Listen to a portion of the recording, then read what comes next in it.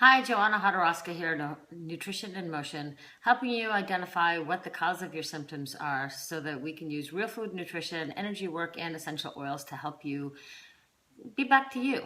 So, do you know the difference between signs of low blood sugar and the signs of dehydration? A lot of them are actually quite similar.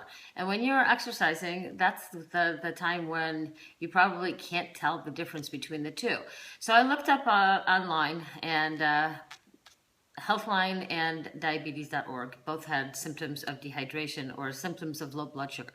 So I want to go over a couple of them and differentiate that between the signs of dehydration, because when you're in one of those states, you're going to feel the same. But in order to fix it, you need to know, am I running out of energy because of fuel, or am I running out of energy because I'm dehydrated?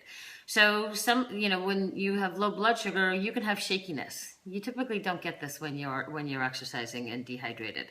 Sweating and chills. That is something where if you are almost at the point of not sweating, that is actually about 3% dehydrated, and the next thing is going to be probably you falling unconscious, which is not a good thing.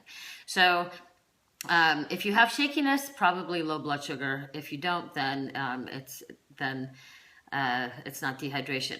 Irritability, that's something that you get with low blood sugar, but you don't get when you're dehydrated. Nausea, that is definitely something you can get with both of those situations. The irritability, you definitely get that with low blood sugar. Notice the people that are in your office that they get really cranky probably about 11 o'clock, probably about now, because they ate breakfast at 6:30 and now it's 5 hours later, they haven't eaten, and they're really cranky and moody. So that is more a sign of low blood sugar, not a sign of dehydration. Confusion. Yeah, when you have low blood sugar, you just cannot put words together very well at all. So the brain needs glucose to function correctly. So you need to eat on a regular basis to get that confusion out of your brain. And that is not a sign of dehydration. Usually when you're dehydrated, you actually are in a state of despondency. So you could give a crap, you just want to go hide over there under a tree in the shade and do nothing. Which leads me to the next one, which is all about fatigue. So when you are tired, that could be that you have low blood sugar, and you just need to check your watch to see when was the last time you ate.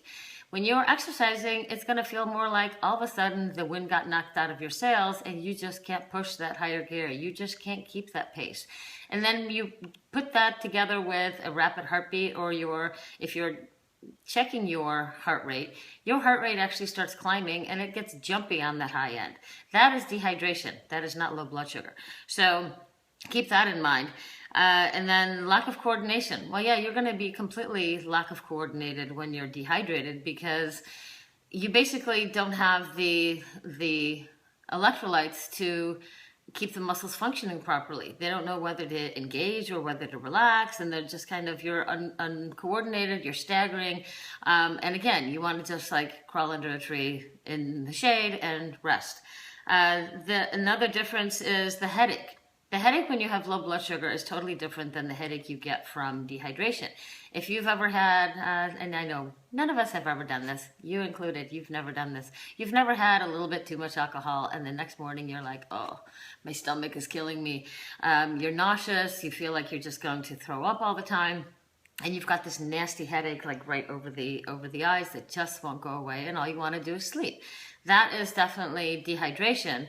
And if it's low blood sugar, you definitely have a headache, but it's a different kind of headache, and it's more in the temples, and it could also be over the eyes, but you typically don't have tightness, and you don't have some of the symptoms that I had mentioned. So if you have trouble trying to differentiate between, is it low blood sugar, is it dehydration, it might be time to schedule a session with me, Joanna Hodorowska, Nutrition in Motion. That's nutritioninmotion.net. And I can help sort through what needs to be done, whether it's adjusting the foods that you're eating to increase the electrolytes, or changing the combination of foods so that blood sugar doesn't drop. If you have any questions, give me a call. Joanna Hodorowska, Nutrition in Motion.